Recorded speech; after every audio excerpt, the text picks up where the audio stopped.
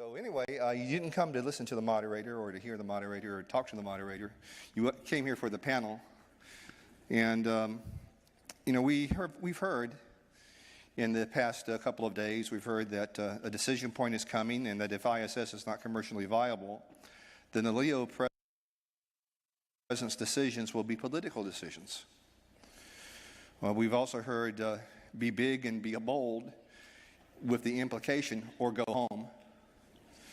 And then the third thing we've heard that we engineers mistake technical feasibility with market capability. So we've got LEO commercialization.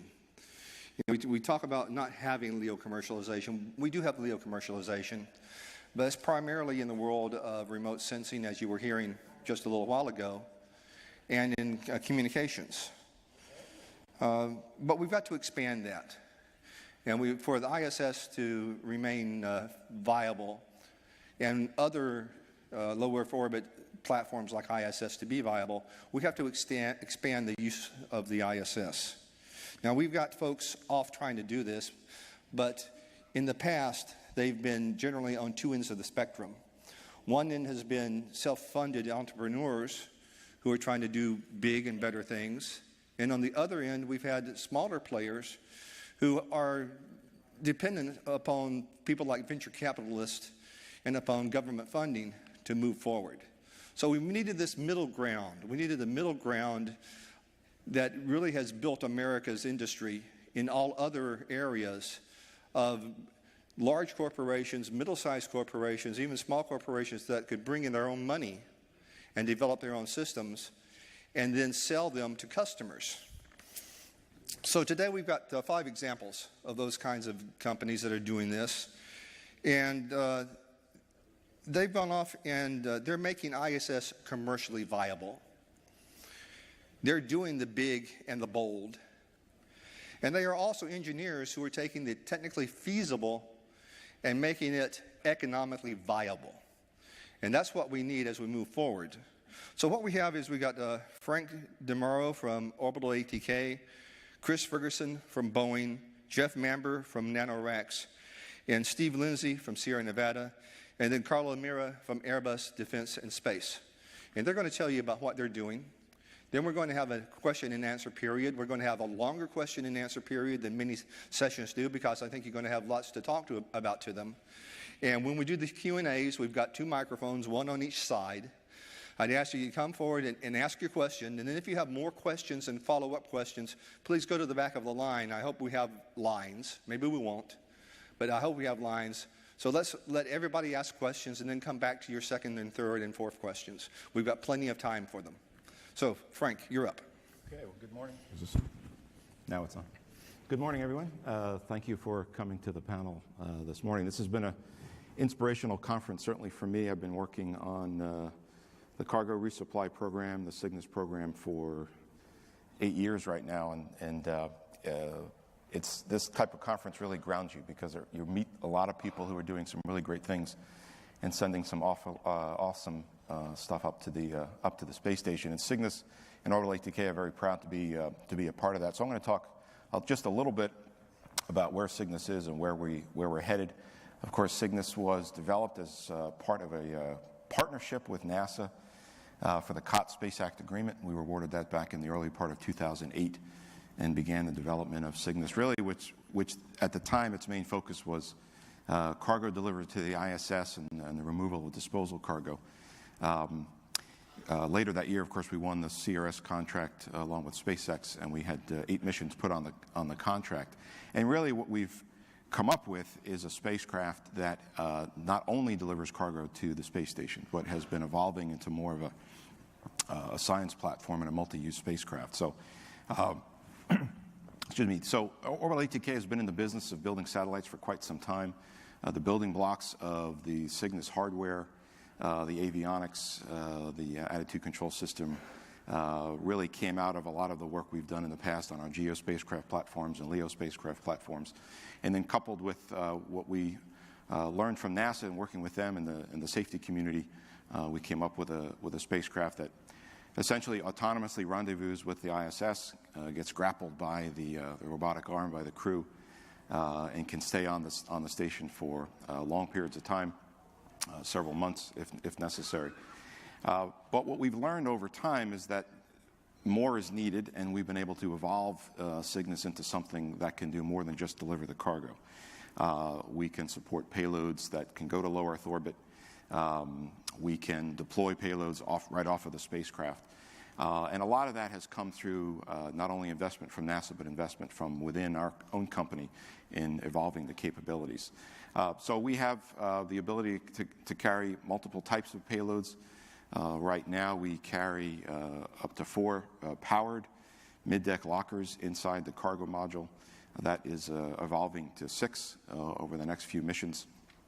We did 4 for the first time on this past mission, and it went extremely well. We've got all the data interfaces, the mechanical interfaces, so we've got places to put the cargo and places to put experiments inside the cargo module as necessary. So we're pretty excited about that. The other thing we've evolved is the ability to carry external cargo. So far, we've demonstrated that capability on the outside of the service module. We've 3 times have flown NanoRacks CubeSat deployers, and those have been extremely successful, and we hope to continue to do that in the future. But there's other places to put more external payloads. We can put more on the service module. We can put them on the outside of the payload module. It gives great field of view to space.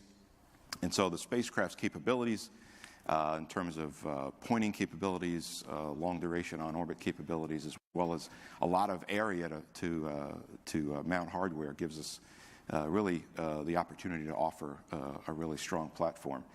We're looking to the future, of course, with Cygnus. Our primary mission is delivering cargo, valuable cargo, and crew supplies to the International Space Station. We have been to the ISS 7 times right now. We've got a mission coming up this fall, the OA-8 mission. But we're continuing to look on how to expand the capability of Cygnus. If you look at the original plan for Cygnus, we had a standard Cygnus which carried about 2,000 kilograms. And the original plan for the enhanced Cygnus was 2,700 kilograms. Well, by working with Thales Alenia Space, our partner and our cargo module provider, and working with NASA, we've been able to expand that capability. So when we increased the volume of the cargo module by 50%, we have now increased our capability of carrying cargo by almost 90%. And so we've been investing and optimizing in how we do that. And so as we've learned how the spacecraft flies, how the cargo is packed, we're able to increase our capabilities. We talked about mid-deck lockers. We have the ability to accommodate significantly more mid-deck lockers and have Cygnus be a science module. Maybe it's a hybrid mission sometime where we're flying maybe a little bit less pressurized cargo, but a little bit more powered mid-deck lockers with more experimentation. We have the ability to stay on orbit a longer period of time. The avionics as designed, as I mentioned, came out of spacecraft that we have flown for many years, which has much more lifetime in its electronics than the typical 3 or 4 months that we would fly. So we can stay on orbit for a long time. And the flexibility of the spacecraft allows us to be at the ISS for some period of time, to fly away from the ISS, and to fly back. And one of the things we're looking at is offering the capability of having a very clean, very low disturbance environment within Cygnus to offer that environment to experimenters and payload providers, which we think will be valuable moving forward. So Cygnus has its prime role, but we think our role, as we've seen, as a secondary role of accommodating additional hardware, additional experimentation, is growing. We've seen a very successful use of Cygnus in the Sapphire experiment with NASA Glenn. 3 times now we have launched Sapphire as a piece of cargo. It stayed in the module after all the other cargo has been removed and all the disposal cargo has been inserted. And then we've flown away, and in a very safe way, in a pressurized environment with typical atmospheric air, been able to fire off, so to speak, that experiment, get all sorts of data, and then downlink that to the ground and have NASA Glenn be able to use that data to study combustion in a microgravity environment. It's that type of thing where you have that type of fire. You don't want to do it on the space station, of course, but here we have a pressurized volume that offers that capability. I think the last mission we downlinked 50 gigabytes of data from that experiment. So it's extremely successful. So we're going to continue to grow these capabilities. We think Cygnus as a science platform is going to become more and more useful to the user community, not just NASA, but the commercial community. There's space available to fly payloads, and we're very excited about moving Cygnus into the future and supporting the ISS and utilization of space. Thank you, Chris.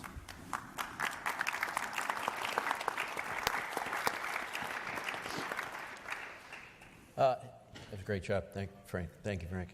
Hey, good morning. Chris Ferguson. I work for Boeing on the Commercial Crew Program.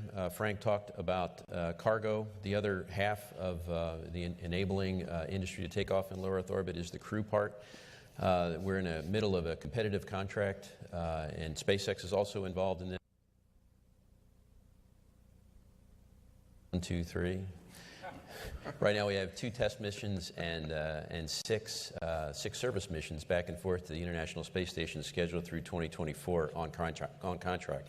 So it's a very exciting time for us. We're right now, our assembly facility is at the Kennedy Space Center. So we through the cooperation of Space Florida, have been able to repurpose former government facilities, the orbiter processing buildings, into a spacecraft factory. So it's a great time. All right. When we talk about sort of commercialization, how do we take a nascent industry and turn it into something that can actually turn a profit? It's having a former astronaut and fighter pilot talk about history is a bit of a risk, but I would like to go and talk a little bit about commercial mail. Commercial mail and delivering mail back and forth in this country started in 1918. And we had the government do it, right? The Army Air Corps delivered mail all over the country until somebody figured out that, hey, maybe that wasn't the best use of government resources. And this piece of legislation called the Kelly Mail Act was brought in, and it essentially told the post office, go out there and contract with commercial companies to carry mail around the country, which they obediently obliged. And before you knew it, within a couple years, there were companies, airline companies that have the name Eastern in them, and United in them, and Boeing in them, all consolidating to compete for these contracts to haul mail all over the country. The interesting thing is these mail contracts actually incentivize building the fleet filled with larger airplanes. And they couldn't always fill the airplanes with mail, and what they would fly in absence so they could fully complement their load was people. And before you knew it, I think history tells the story, and then you find yourself today, and that last bullet's great. In the next 24 hours, 3 million passengers will board 42,000 flights on Boeing jetliners. So this is where the airline industry has come. And Carlo, I'm sure a few will actually get on Airbus airplanes too. So what does that translate to in terms of space? Back in 1984, the first Commercial Space Launch Act was instituted as a way to publicize launch facilities or privatize launch facilities, and be able to take the government's infrastructure that they've invested in these launch facilities and share them with the private industry. And that act has been amended several times throughout the year to talk about things like flying commercial astronauts, indemnification of companies so they don't take on an incredible amount of risk as they try to get started in an industry that really has quite a cost of entry. And it's been a very profitable way to get things going. And as you listen to Frank talk about a little bit earlier, in 2010, 2011, we had demo flights to haul cargo up to the space station, and you can see where that has sort of taken off. So the next step, of course, is where Boeing sits, and that is on the threshold of actually paying passengers back and forth. With NASA, of course, being our flagship customer, but we certainly hope that the business does not stop there. The CST-100 Starliner is designed to carry up to 7 people. For the NASA mission, we'll configure it for 5. NASA has asked us to carry 4 crew members back and forth. That 5th seat can be used either to carry cargo or perhaps a spaceflight participant if the ISS and the program allows us to do that. We would certainly like to do that someday. But it's a relatively simple spacecraft designed to get you back and forth to low Earth orbit. We're going to fly on the Atlas V. arguably one of the more successful boosters in the history of space launch, with 70-plus successful missions. Even the entire Atlas series since back in the 1960s has flown over 700 times, so the Atlas has a pretty prominent name to it.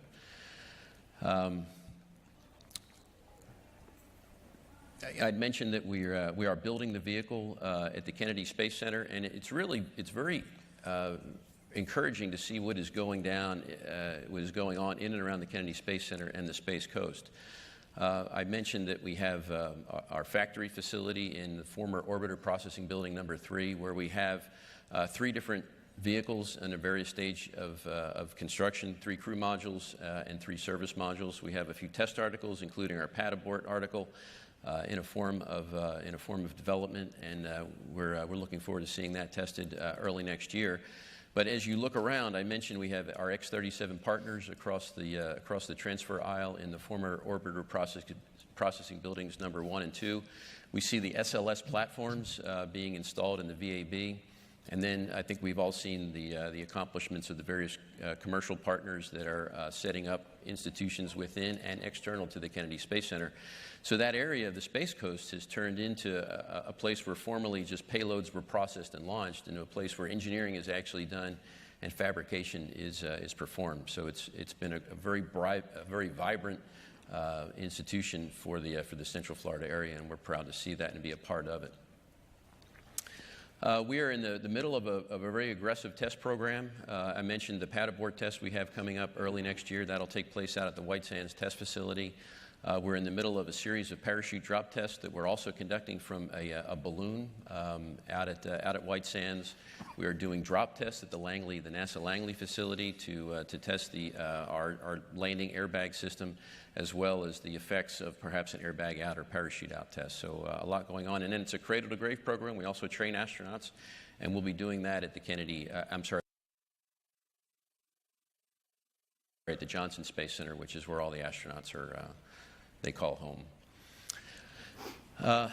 Our test program will run through June through December of next year, and we'll hopefully get certification not too long thereafter and begin one of our 6 contracted flights. I know ISS is eagerly looking to replace the Soyuz service that the Russians have provided with American service, and we intend to be certainly a part of that.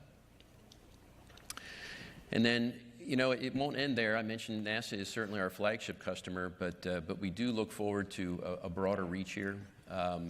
Do we bring in potential foreign governments who are interested in a space program of their own but can't afford the infrastructure?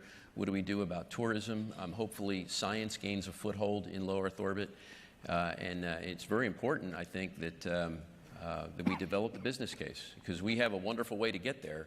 But after the ISS's scheduled retirement in 2024, hopefully 2028, the question is, what will the destination be? And that's really up for us all to decide right now. So, thank you.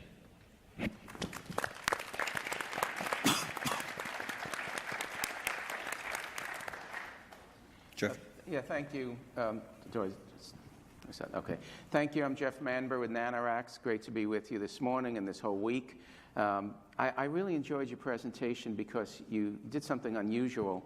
You took a space program and you put it in the context of society and how we've evolved over the past almost 100 years. And at NanoRacks, we hope that evolution continues.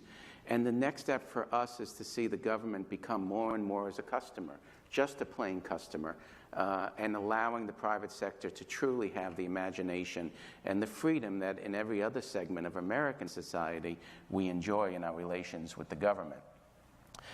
We've emerged as the go-to for commercial utilization on the space station. We've been in business 7 years, so by far we're the smallest guys up here. I don't know if we're large. I don't know if we're small. We're 50 people now. And so I don't know where that is in the context of this stage. It's sure small. But given that we rely solely on commercial funding and we self-fund all our hardware, I guess it's still pretty large. I think many of the folks in the room know what we do. We work inside the space station with our nano labs, our research platforms, our mixed sticks. We work outside the space station on our satellite deployment. And to date, we've, in about the 6 years of our 7-year existence, the first year was really getting going, we've brought over 550 payloads to the station, 180 plus satellites deployed. And we're really proud of the fact that we exist on customer revenue. How's that for a concept? Okay, I mean, if it was down on the ground, you just, say, sure. I mean, that's how businesses work. But in space, we don't normally work this way. And so NanoRacks is trying to show the industry, and maybe at first ourselves, that you can grow a business through having customer revenue. And one of the places where I argue with my friends in policy all the time is, for me, NASA is a commercial customer. European Union Commission is a commercial customer because they didn't self-fund, they didn't pre-fund my hardware. We went to NASA and said, hey, we think we can do satellite deployment from the space station. Will you give us permission? That's different. And they gave us permission, kindly. And JAXA gave us permission. And then we had to self-fund the development of the hardware.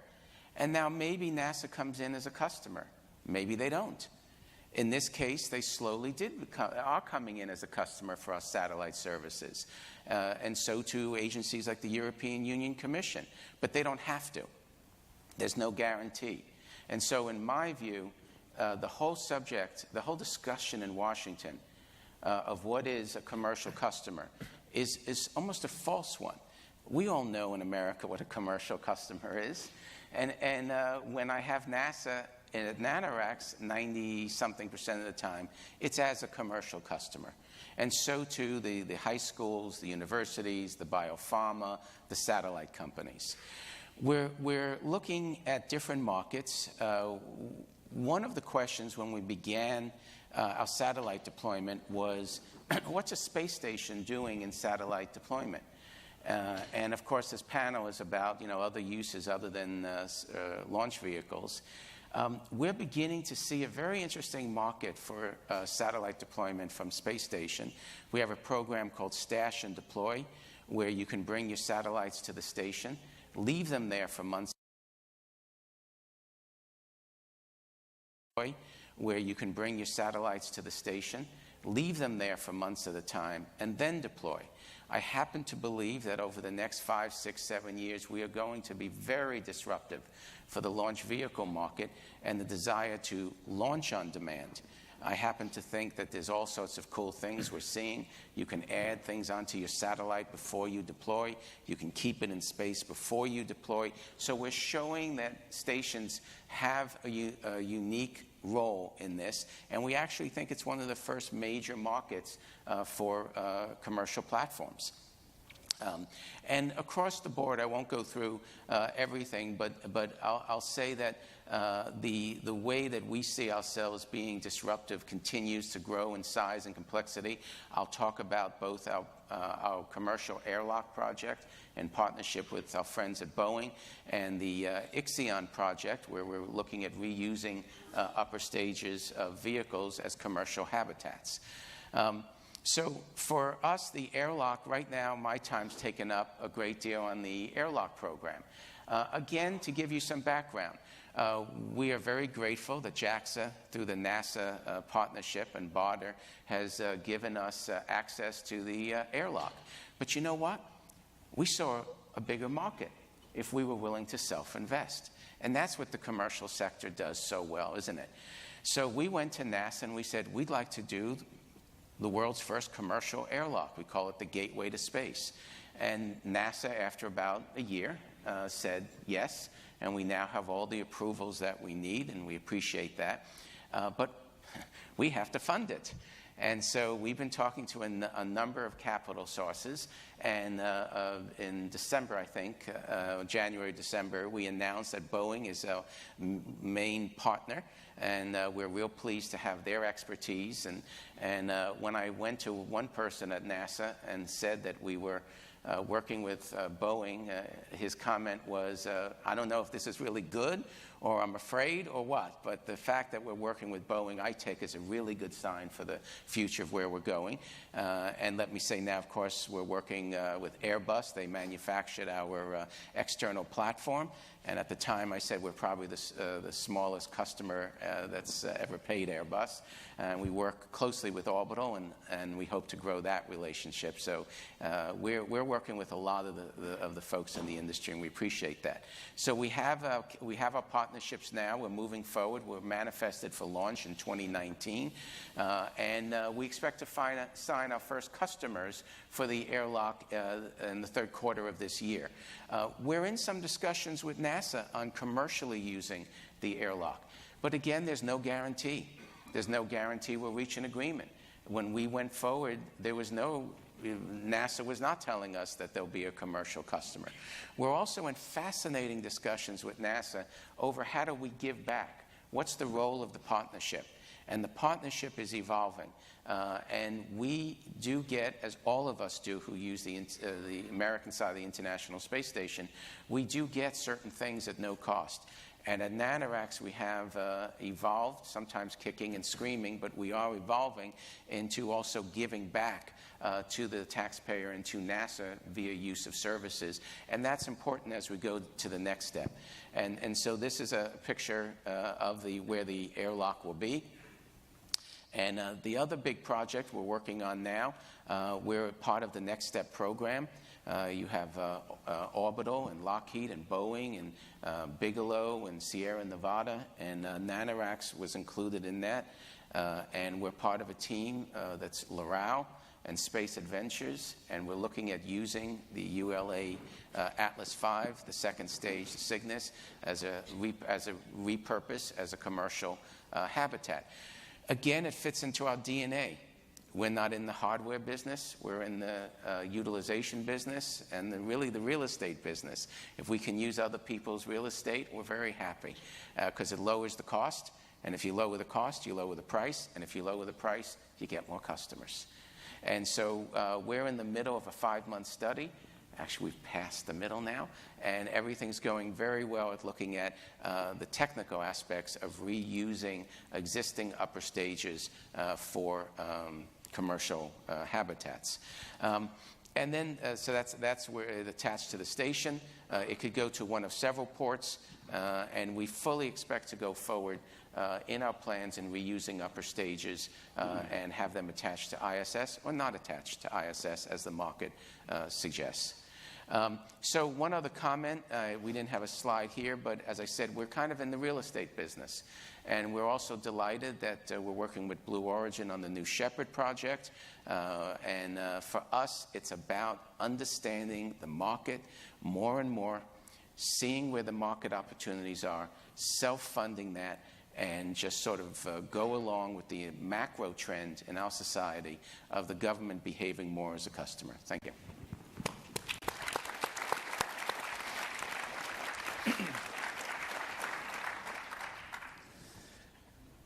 Hi, I'm Steve Lindsay. I work for Sierra Nevada Corporation and happy to be here today at the ISS conference. And want to talk to you a little bit about what we're doing at SNC.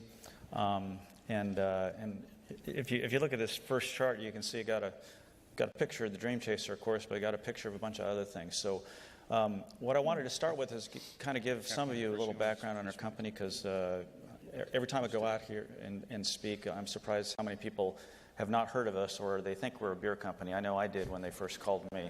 So, and then I found out the truth. But anyway, so we've been around for quite a while. What's unique about us, and this plays into what we're doing with Dream Chaser and why we're in Dream Chaser, is that we're a privately held company. We don't have a board of directors, which basically means our owners decide what we invest in, and they can take a very long-term view of the future as opposed to a short-term view. We don't have to please shareholders and worry about the price of our stock, because there isn't any. But we're a systems engineering group. We have about 3,000 employees. We're in 19 states and 3 different countries right now. We do a lot of different things. One of our areas down in the south part of Denver, we modify aircraft for special missions. We probably have almost 300 aircraft flying around the world right now that we do. We do a lot of other things with the Department of Defense. In the interest of time, I won't go through all of those, but if you hop on our website, you can see some of the other things that we do. We've been in business for about 51 years, sustained growth, no long-term debt, continuously profitable, and that's allowed our owners to invest a lot into research and development, a lot into new programs. Where I work is Space Systems Group. We're located in Louisville, Colorado, up near Boulder, and we actually have 4 business units. We have a spacecraft systems group that builds small satellites for launch. Most recently, we launched 17 Orbcomm 2 satellites into orbit that are operating. They basically track shipping all over the world. Working on a number of other projects there, including getting into some high-altitude balloon stuff with them in one of our other groups. We have a space technologies group that builds precision gimbals, pointing devices. We build PCBMs, different things like that, thermal louvers. We have a propulsion and environmental systems group. That's, for those of you familiar with Orbitech, that's who Orbitech is. They do reaction control system and main engines. The Veggie experiments on Space Station, they built that, and they're actually doing environmental controls, thermal controls, and reaction controls for the Dream Chaser spacecraft. And then finally, Space Exploration Systems, which is my group, centered around, of course, the Dream Chaser, but basically we're doing Dream Chaser and Dream Chaser derivative technologies. This is one of my favorite charts, but our group, which again is not that well known, we actually build components and subsystems. This is a picture of all of the planets that we've been to with Sierra Nevada Components, and we've been to every planet except Uranus and Neptune, mostly because we don't have missions there yet, but I'm sure we'll be on them when we go. Been involved in that for a lot of years. So let me jump into Dream Chaser, which is near and dear to my heart. Why I left NASA and came to here was for this program. A little bit of history of it. Some of you may know this history, some of you may not, but it goes back to the early 80s, and it's kind of like a Cold War spy novel. There was a Australian P-3 flying over the ocean, and they flew over a Russian trawler, and the Russian trawler was pulling something out of the water. And so they took a bunch of pictures, and they sent them back to the U.S., to the CIA.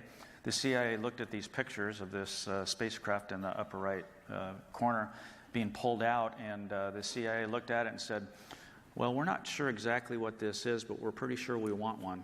So they actually sent the information to NASA Langley, and NASA Langley looked at it and started reverse engineering. And probably the what's called the Bohr 4 came out of our lifting body program out of Dryden in the early 60s. And so they reverse engineered it, and they created this thing called the HL-20. And it was based on the imagery. They took the shape, they put it in the wind tunnel, they did a lot of CFD on it, they analyzed the shape, found out it was a stable, good L over D lifting body with very, very good flight characteristics, stable all the way through the flight regime. And so NASA Langley did a lot of work over 12 years, probably 1,200 wind tunnel tests, a lot of development. I actually, when I was at NASA, participated in some handling quality studies of the HL-20 when I was there. At one time, was going to go to ISS, be a crew rescue vehicle, had a lot of different ideas, but then it was put on the shelf. And this is where the commercial partnership comes in for us first. A company called SpaceDev, that later became Sierra Nevada Corporation, actually licensed this. Went to Mike Griffin and asked him when he was administrator, hey, can we license this? Can we get the data? Can we start developing it? And he agreed, and we got the original mock-up from Langley and all of the data, and we took all that, and out of that came the Dream Chaser spacecraft, which we've been working on since then. With NASA, thankfully, they helped us out. We got contracts on CCDev 1, CCDev 2, CCI-CAP, and CPC contracts to develop the crewed version of the vehicle, and we worked on that when I first came in there, so we were primarily working on. And then we did compete for the crew contract. Unfortunately, we weren't selected for that, but at the same time, we were competing for the CRS-2 contract. So we developed the cargo version, which is what we're working on primarily now. And we modified our vehicle into the cargo system for the CRS-2 program. We were fortunate enough to be selected by NASA for that. And for about the last year, we've been executing on that program. So we're all the way through Integration Review 3 was in February. That's essentially PDR for us. And we're marching toward Integration Review 4, which is essentially CDR. So we're in between PDR and CDR. And I got the rest of my team buried in Colorado up to their elbows in work, scrambling and pumping out drawings. So we're working fast and furious on that. Give you an idea of the size of the vehicle. Space Shuttle, Dream Chaser, we're just a little bit smaller, but just as mighty. We like to think so. So there's a comparison of the two vehicles. Let me talk about the cargo system, what that looks like. So what we did is we took our crewed vehicle and we made a few modifications to it. We, being a pilot, the saddest part is we got rid of the windows because we figured the payloads don't need windows. We actually took the wings, we made them deployable wings, and the reason we did that is so that we could fit inside a fairing. The reason we want to be inside a fairing is because we can go at a higher Q on asset and get more payload to orbit. We also added a cargo vehicle or cargo module onto the back, which allowed us to carry more pressurized payload, and then around the outside carry unpressurized powered payloads for the space station in accordance with the CRS-2 requirements. Also added solar arrays, making our entire system using rechargeable batteries and also giving us extended loiter time. And this is where the commercialization piece of this really comes in. Adding those things, besides helping us with the CRS-2 contract and meeting the space station's requirements for those, also enables the commercial applications of this vehicle that I'm going to talk about in a minute. The other thing that's unique about it is the ability to return to Earth, land on a runway, 1.5 Gs on entry, much like the Space Shuttle. And the other thing that's different than the Space Shuttle is because we don't have any toxic propellants or any toxic chemicals on board. Basically, as soon as we land, as soon as the wheels stop, we can drive right up to the vehicle, open the hatch, and pull the critical payloads out. And so that's one of the capabilities we think that kind of sets us apart, is the ability to return a lot of cargo and critical science back to Earth. This is a picture. We did our first flight test on our atmospheric vehicle back in 2013, and successful. We had a landing gear anomaly and skidded down the runway, but other than that, the aerodynamics worked great. The interesting thing about this little comparison between, we flew on the same day as the Space Shuttle Enterprise flew their final flight. And what I conclude from this picture is that the camera technology has gotten a lot better since 1977. But so there's our vehicle now. What we did with it's the same vehicle that you saw in that picture. We've upgraded this vehicle. We actually have orbital vehicle avionics on board, complete set, redundant avionics, and we're actually testing the orbital vehicle avionics with the orbital flight software on our next flight test, which will give us certification credit for CRS-2 for the landing, descent and landing portion of the flight phase. A little different than the first flight. First flight, we were a zero failure tolerant, kind of a one-off system to just test the aerodynamics of the vehicle. This time, besides testing aerodynamics, we're going to get a good look at all of our integrated avionics and integrated flight software on this vehicle. So currently out at Edwards Air Force Base, we've been doing workups to a flight test, and we're getting ready to fly this fall. Right now, we're struggling with helicopter availability. We actually get released off a helicopter. And unfortunately, helicopters are heavily used in the fire season. If you've been watching the TV, you see all the fires going on, and those helicopters are all out doing that, so that kind of affects our ability to fly. But we're basically ready to fly, waiting for the right time to go do that. So look for that this fall. Let me jump into Space Exploration Systems, my group, and again, we're centered around the Dream Chaser. But we're looking at other things. So we continue to look at crewed missions, free flying, science remote sensing, on-orbit robotic deployment, and as well as exploration support. We wouldn't be in the Dream Chaser business, our company wouldn't, if we didn't see a future that's beyond the space station. The space station is the anchor tenant for us. The CRS-2 program is the key for us. But we've always looked at this vehicle. Even the selection of the vehicle from the very beginning was designed after commercializing low Earth orbit and looking at missions beyond space station. And let me give you a couple of examples of things that we're working on right now. You may have heard about this in the news, but we've been working with the United Nations for about 2 years. And basically the idea was to put together a mission, a free-flying science mission with our vehicle that would allow multiple countries to participate, develop their own payloads, put them on the vehicle, and then pick one of those countries and actually, because we're a non-toxic vehicle and we don't have anything hazardous on board, and we're doing a lot of landing site studies now, be able to land in their country. That's one of the unique things about our vehicle as opposed to like a space shuttle, is we can land anywhere in the world. So we've been working this with the United Nations in the last couple of years. We have their backing. Interestingly enough, we just had a vote in June with the United Nations, and the way United Nations work for this effort, we had to get 84 countries to unanimously agree to go forward with this project. And for those of you that work on ISS and work in the international partnership there, imagine doing 84 countries, including some of them that are not our friends, like Cuba and Venezuela and places like that. Well, we went through believe it or not, they voted this in unanimously, and so now we're off to the next step. Third and fourth quarter of this year, we'll be making a call for payloads. We're going to put together this mission and then figure out, when to do it and where to go to. So, what is the advantage? Well, there's a lot of nations out there that would have no presence in space or have no presence in space and, quite frankly, no hope for a presence in space unless they're given an opportunity like this. But for that country, we could provide research and development for them, some economic development. Obviously, education and STEM are critical to those countries.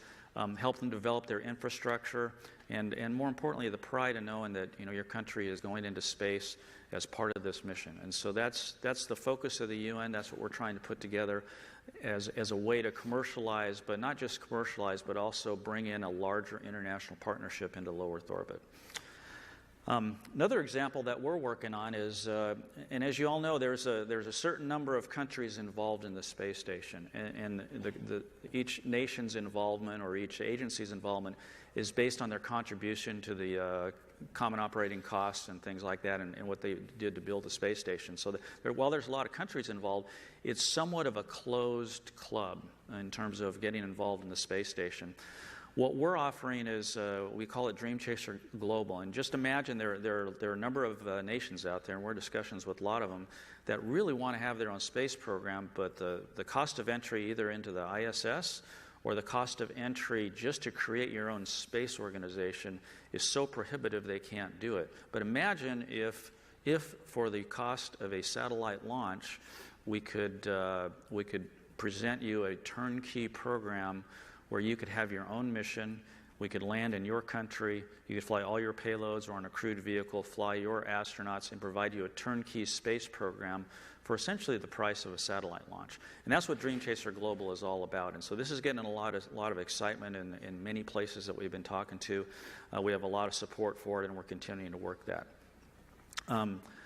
Last example I'll talk about that's coming out of our group is Next Step 2. As mentioned, we're one of the selectees on the Next Step 2 program. Hope to get started on that very soon for the Deep Space Outpost. But we're looking at this, and we're always keeping an eye on what else can this do beyond just the Deep Space Outpost. And just a quick chart on how we're thinking about this. What we're looking at is commercial applications for our Next Step 2 technologies. We want to advance LEO commercialization. Again, that is our focus. That is what we're working on.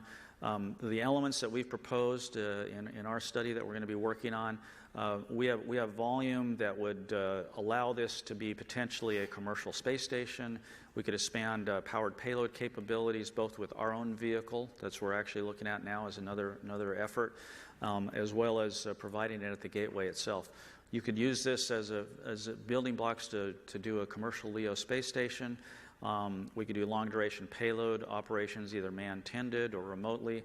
And the inflatable structure that we've proposed could potentially be a large habitable volume if space tourism takes off, assuming that the cost of launches come down to the point where it's worth it and the market grows in that area. So I think that was it for me. But anyway, so we're in the business to commercialize low Earth orbit. We are focused on that. Every time we do anything with Dream Chaser, we're always thinking about how that applies to the future, either beyond space station or into other commercial markets.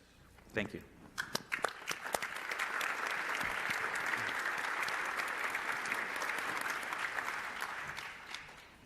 Good morning. I hope you can hear me well. My name is Carlo Mirra with Airbus. I've been working on the ISS program, I think, all my life.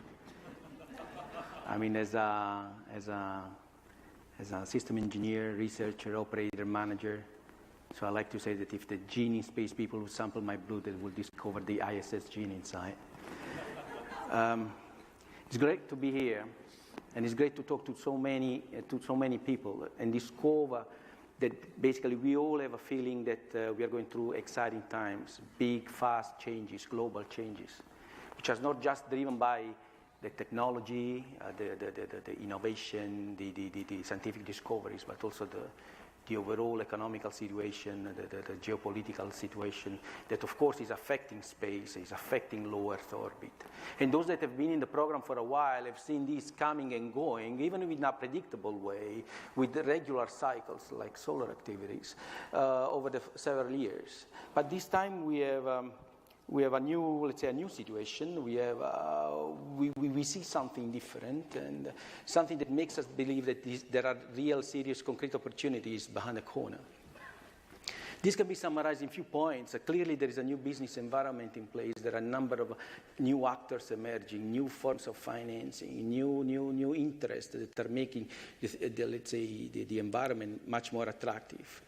Of course, compared to last times, I would say that we have technologies available that were not available before and that can make some of those visions much more realistic.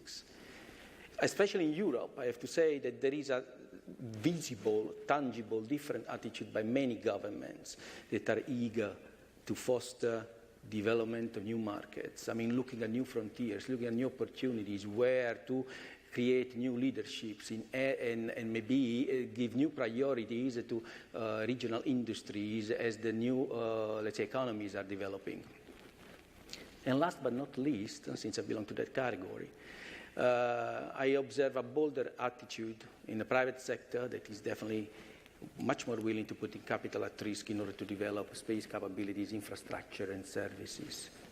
So as far as Airbus is concerned, under the motto to make LEO a marketplace for commodities, we are concentrating on, let's say, 4 major pillars. And one, which has been in a way shared also with my other colleague panelists here, is the real estate development. One example for all is this Bartolomeo platform, and some of you might have seen already in the exhibit. And it's basically a platform that is developed with industry money and is operated via PPP with the European Space Agency in order to offer a sort of unrivaled, let's say, accommodation opportunity for research and technology, but also, and this is what I actually like most, as a ground to develop new services and to offer the opportunities to third parties, even new companies, to run their own business out of our real estate. We are also actively working on building space product lines out of our resident technologies, putting together our capabilities, identify products and finished products that are interesting for the market. And one case is definitely related to commercial environmental control systems, where basically we put together our competencies in mastering, carbon dioxide scrubbers, electrolysis, sub-Battier reactors in order to offer a full, let's say, air revitalization system that, as everybody knows, is an essential element for human presence in space. Clearly, we want to foster LEO utilization demand, and not just with a direct involvement of Airbus. I mean, we are infrastructure developers, and then the more demand for infrastructure exists, the more opportunities for companies like us will develop. And last but also not least, especially valid also from nowadays, is to increase the affordability, which means modernize even existing platforms, the operational concept, trying to digitalize, automatize where possible, because the technology is today so reliable that you can really do a lot with that, but not to replace humans, but to offer basically humans, let's say, an invaluable tool in order to cooperate and do other activities in space. So I took basically one example, which is this Bartolomeo. Now, many people are wondering why Bartolomeo. I mean, there's a logic behind that. I mean, Airbus has developed the Columbus module, and Columbus was Christopher, but there was also a Bartolomeo Columbus, which was a little brother. So we like to see the platform as a little brother of the big module in this case. And this is something that has been recently completely funded by the company in terms of development. So we are, let's say, hardly beating on the drum in order to maintain our schedule and being able, let's say, to enter into business in the third quarter of 2019. We are basically in the final process of putting ink on paper with the agency for the PPP formalization, which is happening in 2 months from now. The mission integration activity has already started in order to ensure a proper, let's say, upload and installation resources of the infrastructure. Sales campaign is started, the reservation agreement has been signed, the sales pipeline is being published, so the engine is now actively running. What is that about? This is an exposed facility. It's, as you can see, mounted on the ram side of the Columbus module, and then I like to see that as a sort of the figurehead of the ship, because basically it's really on the front side of Columbus, so it offers a very, very wide field of view for many applications, and those that reported in the green boxes in this chart are just an idea of what are the markets that we are currently tapping. So we have capabilities for nadir viewing, zenith viewing, technological demonstrations, any sort of stuff, and probably only fantasy can be a limit to these kind of things. We are working also in order to have, let's say, high data downlink transmission capability with an optical link, and all these things are part of our industrial partnership. The commercial approach that we are following is really very simple. I mean, we try to keep it as simple as possible. We sell by slots. I mean, think of a condominium, think of apartments, and basically we sell one apartment, we rent one apartment per year. I mean, a unit is basically one slot per year, so 2 units would represent 2 slots for 1 year or 1 slot for 2 years. That's basically the same. So we offer the complete end-to-end service, so responsible for the mission engineering integration, for the payload data retrieval. The customer has only to concentrate on his own hardware, so to ensure that functionality and standalone safety is guaranteed. We offer also payload return, if necessary, as an optional services, no fast pricing, very straightforward. We are addressing any sort of customer, being institutional, commercial, educational, if this should be the case. And we are already working to exploit our, let's say, company global sales network, which is, as you probably know, really worldwide. So in conclusion, there are important points. I mean, I'm not saying things are easy. I mean, there's still a long way to go. There are a number of hurdles to be overcome. The business cases, we are influencing the ability to develop some of these cases, which is, in my opinion, an incredible step forward. We are probing the soils with this pilot project. I mean, Bartolomeo, the Eclipse, and these kind of things are just a number of examples out of our product line. As you all know, I didn't say that in the beginning, but basically ATV, Columbus, and so on, most of the infrastructure developed in Europe for ISS utilization and servicing has been done by our company. Is essential to reach quick wins. So we thought that some of the projects that we have now in the pipelines are also important in order to provide the necessary evidence also to the decision makers in the company to show that this is a market that has definitely potentials. And one final message, which is of course important, we are now fully covered by the, let's say, IGA and cross-waiver reliabilities on the ISS, but once we think in the long term, we think of real estate assets belonging to private sector and so on, the governance rules, regulatory environment are as essential as the entrepreneurship that you are trying to demonstrate today. Thank you very much for your attention.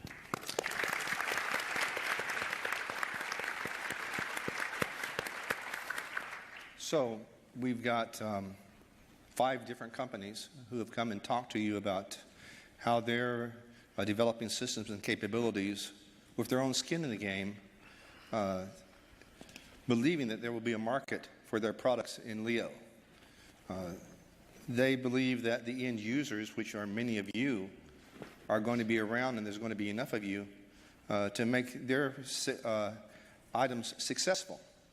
So if you would come to the microphones, get ready to ask your questions, but I'm going to take a point of privilege right now. I'm probably stepping on something that may be planned to be done later, but I want to make sure it gets done. because Dad is in the house. Dad is what Andy calls him when Andy and I talk about what's going on in the world and what's happening in space. 68 years ago, I'm sorry, 68, not that old, 48 years ago, we had what many consider the pinnacle, not just in U.S. space history, but in world space history. And we had the landing on the moon, the first landing on the moon. And we have with us today Andy Aldrin. I'm Andy, Buzz. We got Buzz Aldrin with us today, right here up front. So, Buzz, thank you, Andy. Buzz, thank you, Buzz.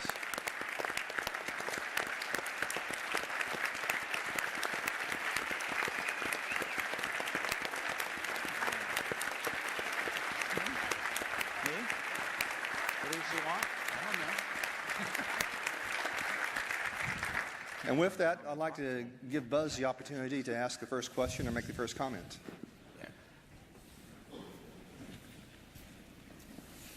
Do we have a way to bring a microphone to him?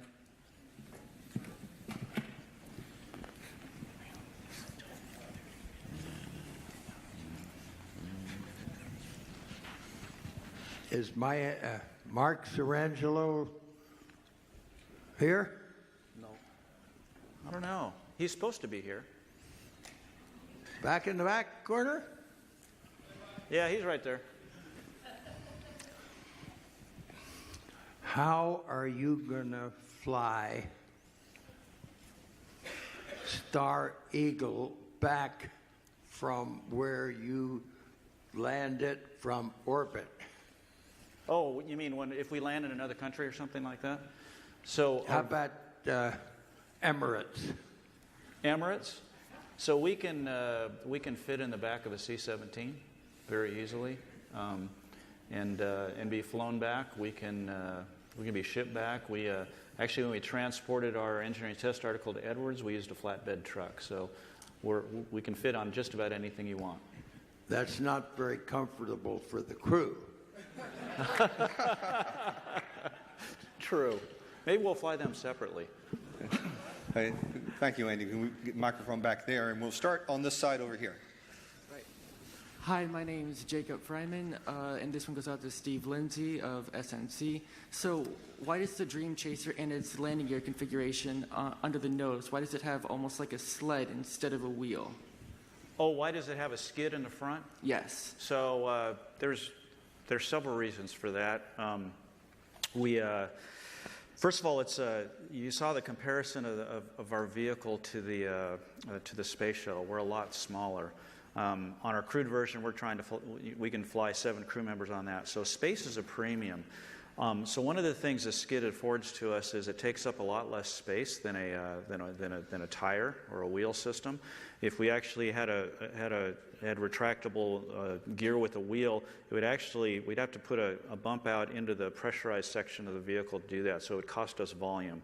So that's one reason. Second reason is one of the challenges we had when we were flying space shuttles is that in a thermal environment that varies radically on orbit, you have to maintain tire pressures and make sure they're within the right limits for coming back and landing safely. We had to manage that very carefully on a space shuttle through attitude control and things like that. We thought if we could eliminate at least one of those 3, then that's one less we had to worry about. We still have main gear that are pressurized or main tires that are pressurized, and until somebody comes up with a really, really high-speed tire that's unpressurized, we're going to have to live with that. Probably the third and most important reason for that skid in front is one of the challenges with Space Shuttle was the sealing of the gear doors. On the entry phase of the vehicle, when it gets really, really hot under there, you have to have really good seals. You have to protect it because that's part of your heat shield is taking probably the brunt of the pressure and the brunt of the heat. So by doing this skid system, it's really simple. We can simply retract that in. We can put a tile thermal protection system right over top of it. It makes it for a very, very simple and easy closeout. And the only thing that gets ruined is essentially when you touch down, the tiles that are on the skid itself will just disintegrate off. In fact, on a test we're getting ready to do, we're actually using real tile on that skid so that we can test the characteristics of that when we touch down. So those are the three primary reasons we have a skid on there. Thank you. Audience, right? I have a question about Ixion. I'm wondering what sort of modification is necessary to an upper stage to make it a sort of pressurized volume that can be used as a habitat? Is this something that would have to be done before launch, or something that it can be done to modify a stage on orbit? Yeah, we're in the middle now of the study with NASA to look at exactly that. And the answer is really a combination of both. We're fortunate in that the second stage lends itself to a number of characteristics which make it that it can be modified into a habitat, and one that would be near and indeed part of a man-rated system. And it comes with a little bit of its own propulsion. It comes with a hatch, which was just fortunate. The hatch is really just used on the ground. It wasn't intended to be used in space. It's used on the ground by the workers when they're assembling it. And there's a number of other factors. The fuel lends itself that it's not, it can be vented in the vapors. And so we're very fortunate that there are a number of upper stages, not just the Atlas V, that lend itself to that. And you can be scarred on the ground, and then the astronauts on the station can add the hardware and the equipment. So it's a fortunate series of events that make this possible. Thank you. Over here. Good morning, Alex Norman from the UK. This is a question for the whole panel. Where do you see reusable rocket technology in the industry and in your own businesses, considering that there's old and new space, considering that there's SpaceX, Blue Origin developing their technologies, and to remain competitive in this new industry? Thank you. Anybody want to address? I'll go ahead and start. Of course, the Boeing design is the spacecraft portion, and I can attest that ULA is looking into reusable elements of the launch vehicle. We'll reuse our crew module up to 10 times, and I really think that's the wave of the future. There's an incredible amount of investment that goes into these vehicles, and you do not want to throw them away. So what we've done is we've brought most of the things out of the service module, put them in the crew module, and the service module is really just a propulsion element. So I really think it's the wave of the future. We see a lot of it extending beyond just the crew portions in recoverable boosters, but there's definitely a market there for it, and I think it really will. It'll be one of the discriminators that enables us to take over commercially low Earth orbit. Frank? Yeah, Frank Slazer, Aerospace Industries Association. Thinking on behalf of industry in the context of the policy that happens in this town. We've got a new Space Council being formed, typically a year or two after a new administration comes in. You get an update to national space policy. For the U.S. companies up on the stage, you have real capital, real investment, real time in your products and what you're trying to do. But they've all been invested under an administration that was there for 8 years. Now we've got a new one coming in.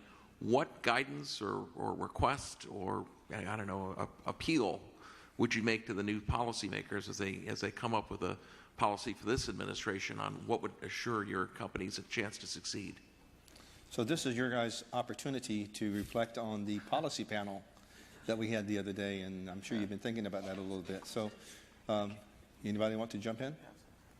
Jeff? I'll say that I'm optimistic that it's not really, I'll push back a little bit in that it's not really the last administration. It's been a growing trend. I mean, in fact, you showed it's been a growing trend for decades, but it's a bipartisan.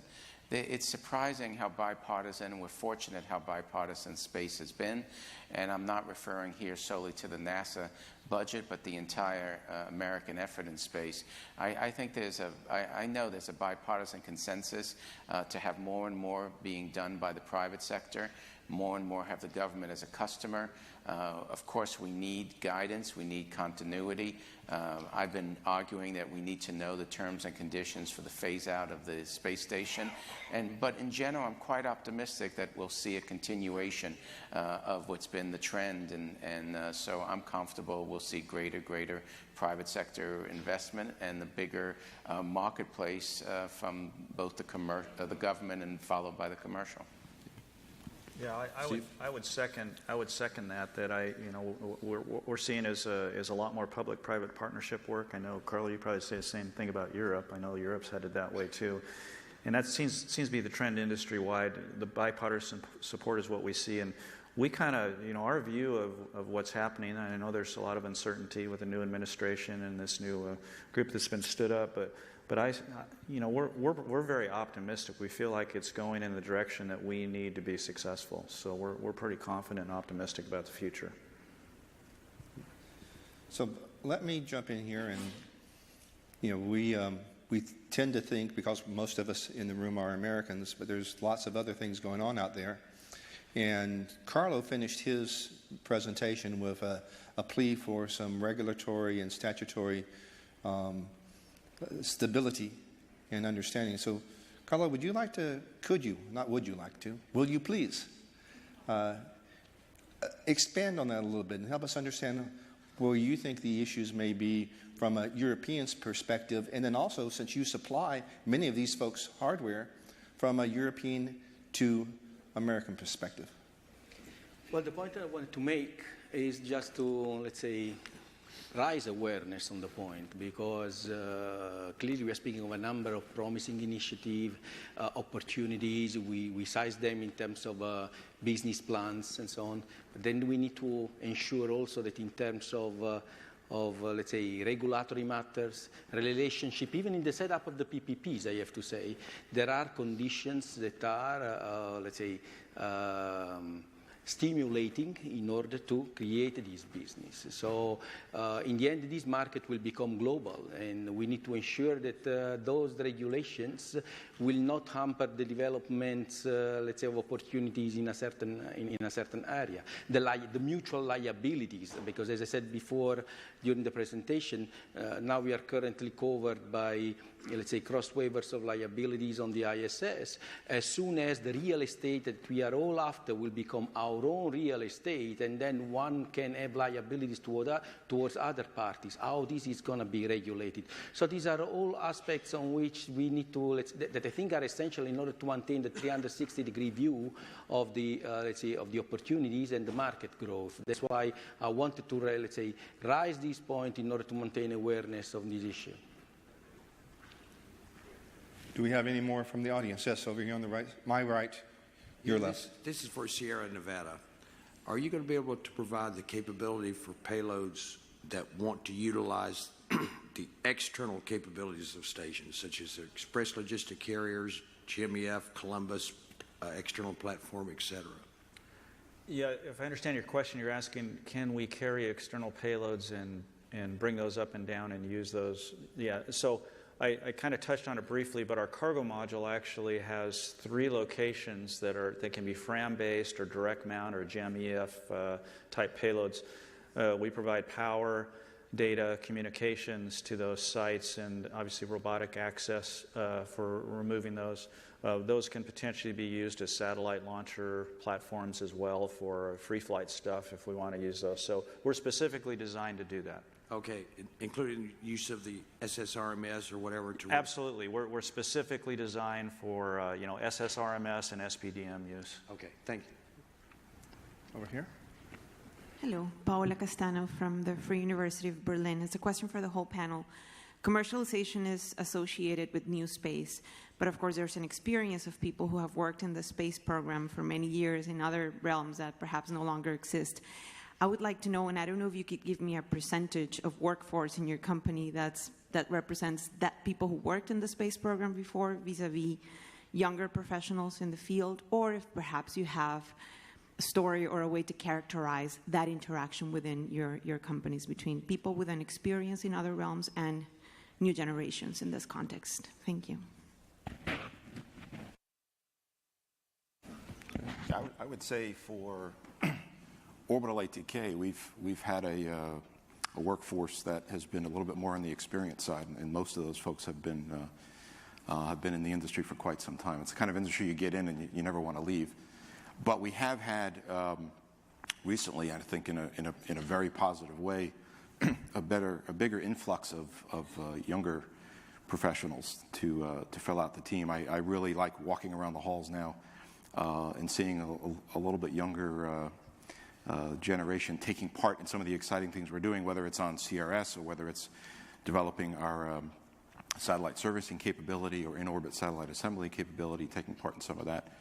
And I think the young professionals we're getting are extremely capable and really smart, but they're bringing some fresh new ideas, but also some fresh new energy and enthusiasm. So I think it's a special time, and I'm really glad to see that we're doing that. I'll throw, your reference to commercialization equating to new space. I think the commercialization of low Earth orbit is really a frame of mind, right? It's not associated with a new space or old space. It's a way to, how can I, regardless of what my origins are, go to low Earth orbit and make a profit? So, that said, the team at Boeing, I'm very encouraged. We have a lot of young engineers that we have brought in. We have a lot of graybeards who transcend the program, and we brought over from Shuttle. But it's a wonderful environment because we have the graybeards teaching the new generation who will take everything, forward from this point. And I sense a lot of enthusiasm. A lot of members of the team clearly want to see this through to completion and want to make it work, and they're very interested in someday becoming a part of our operations team. So it's very encouraging. And there is always an interest in space. You don't have to look very far. You have to look no further than perhaps the response to a tweet that you sent out, that there is a lot of interest out there, and it especially comes from the young generation. And it does not, a lot of us, we mentioned this pivotal day in space history, launching on the moon, or landing on the moon finally, and looking forward, I see no diminishment whatsoever of that desire to go and explore, but first and foremost in this commercial realm, allow low Earth orbit to become the place where we all, we form a commercial basis to support the exploration efforts. If I can just say, though, I'm old enough to remember 25 years ago when the industry was so concerned that there would not be another generation in the workforce. I remember they were talking about the valley of, the aerospace, the problems. We couldn't attract young people. And it's just beautiful to watch. I mean, that today, the younger generation just loves space, and they have every reason to. We had the malaise. I mean, let's be honest. We're coming out of, we had some bad decades, and where things were not just that exciting for many people outside the community. And now, for a variety of reasons, we're capturing again the imagination of the public worldwide. And so it's just really beautiful to watch, and reflecting in that is the young people coming in. Now we have to make sure, education-wise, that we prepare the workforce and prepare them not just for working here on Earth, but in space. So it's an exciting time. And Frank's fidgeting. I think he wants to jump in. Oh, well, I was just going to add that what we're seeing now more and more, and I think it's growing exponentially, especially when you talk to a lot of the people here. It used to be where we wanted to give companies access to space. Well, now we're giving young people access to space. I talked to a gentleman last night who's sending up a plant experiment on our next mission, OA8, in the fall, and they're going to compare how the plant grows in orbit to a control plant on the ground with students. So we're now hiring people who have had some not only interest in space, but who have actually participated, and that to me I think is one of the great things of this conference, is being able to talk to people who are doing that and getting kids involved, and I think it's special, and I think we're going to continue to see that growing interest in the younger generation. That's a really remarkable change, because I went to school in Florida, just south of the Kennedy Space Center. And back in the old days like that, we didn't have any kind of access. We didn't have any kind of development of that kind of skill and that kind of background. We studied, but we studied the theory of engineering. We did a little bit of hands-on, but mostly the theory. But now we've got kids in high school that are flying experiments. And I think that's something that's going to benefit us all in the long term. We've flown through our Dream Up subsidiary. We've flown, I forget now, I think it's something like several thousand students. We've flown high schools all across the country, 12 high schools in Israel.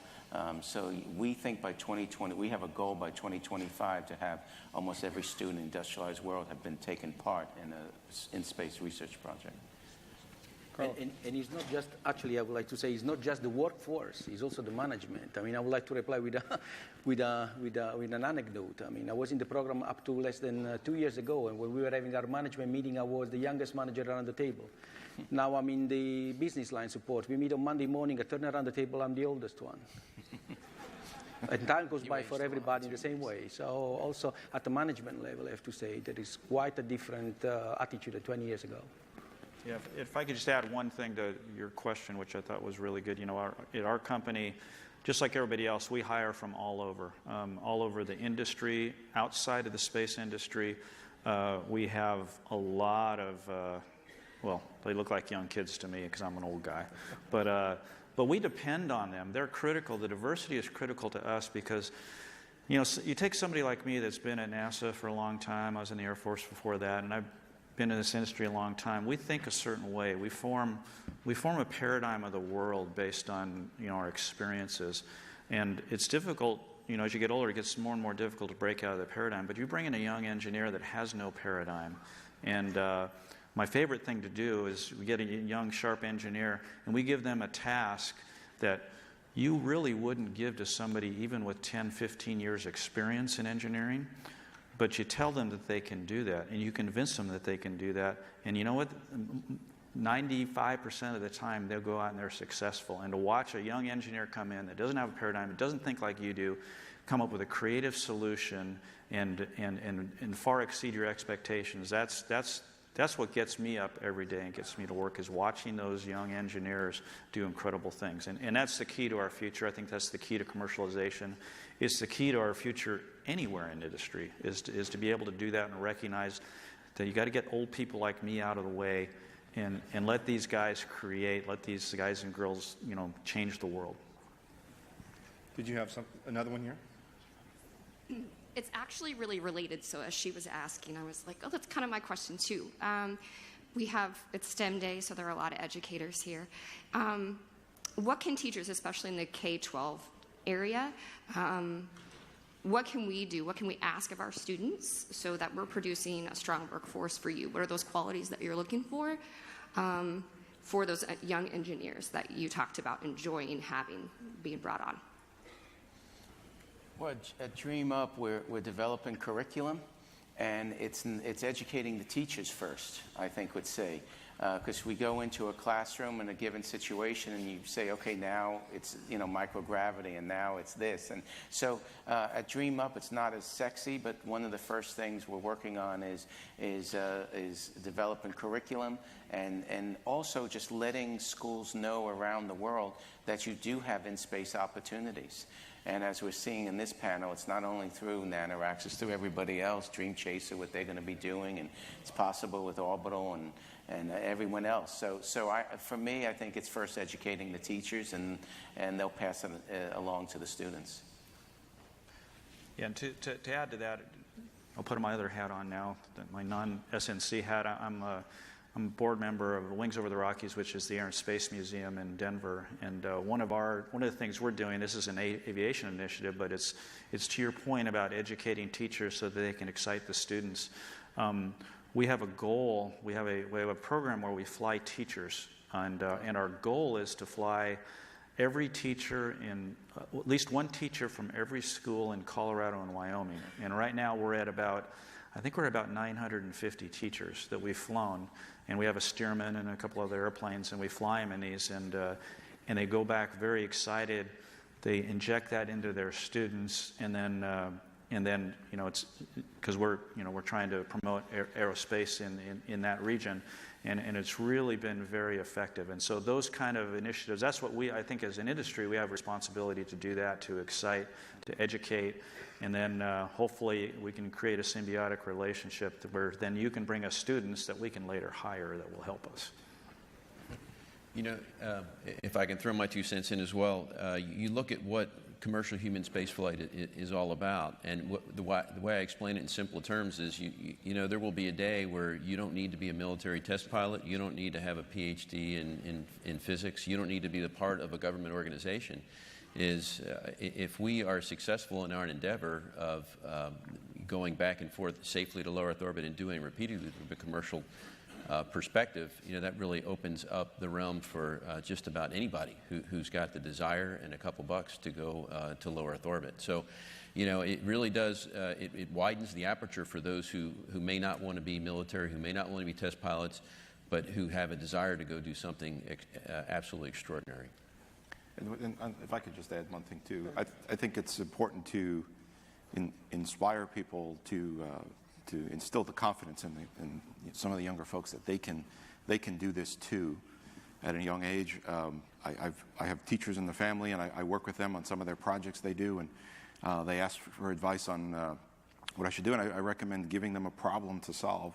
And it doesn't matter what their solution is, just the fact they're thinking about it, and they learn to think how to solve problems. And I also think it's exposing the kids to things that are going on in space. I mean, when NASA.gov or NASA TV broadcasts our rendezvous or the SpaceX rendezvous, and soon to be Sierra Nevada's, and it's early in the morning, but maybe bring the kids in and let them experience that. It worked for me. My youngest daughter, who was going to go into the fashion industry, came in to see a rendezvous, and now she's going to be an aerospace engineering major next fall at Arizona State University. So it's, I think, letting the kids know that they can solve problems, certainly not discouraging them, but encouraging to just think differently, I think is a special thing. Well, it's been a tremendous panel, and we kind of transitioned in an area that I did not expect.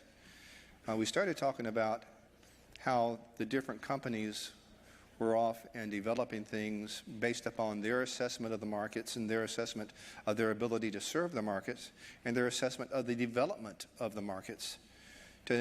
Towards the end here, we're talking about the democratization of space access and the democratization of being able to perform activities in space, not only with an American audience, but with an international audience, not only with companies, but with individuals all the way down to students.